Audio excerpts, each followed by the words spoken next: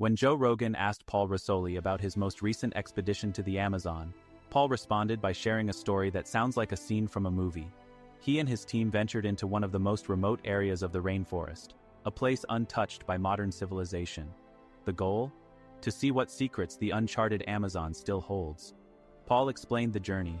It started with flights, each smaller and more remote, followed by 3 days of navigating rivers on a boat. Finally, they arrived in a world where time seemed to stand still. And that's where things got interesting. They encountered signs of uncontacted tribes, people living in complete isolation, untouched by modernity. But the story took a dark turn. When Joe asked about the dangers of encountering these tribes, Paul revealed something shocking. He described the Nawa people, an uncontacted tribe forced to defend their land from oil companies encroaching on their territory. Paul said, the Nawa were shooting arrows at oil workers just to protect their home. Imagine that, facing bulldozers and corporations with nothing but bows and arrows. But how did the oil companies respond?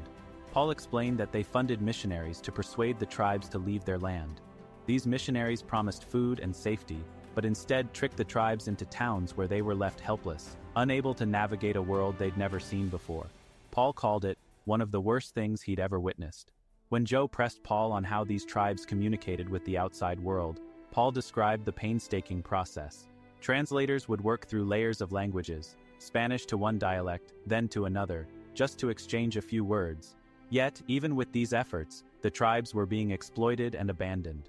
Paul shared how the Nawa, stripped of their resources, now wander towns, lost and hungry, holding on to their bows and arrows as a last link to their identity. Joe was visibly shaken when Paul described the haunting sight of tribespeople standing on the edges of towns, terrified and out of place. Paul said, "They don't even know what a town is. They're completely stranded in a world they can't understand." It's a heartbreaking glimpse into what happens when ancient cultures collide with the modern world in the worst way possible. When Joe asked if Paul had seen uncontacted tribes up close, Paul shared an unforgettable story. He described a moment when his team spotted figures on the edge of the forest, keeping their distance.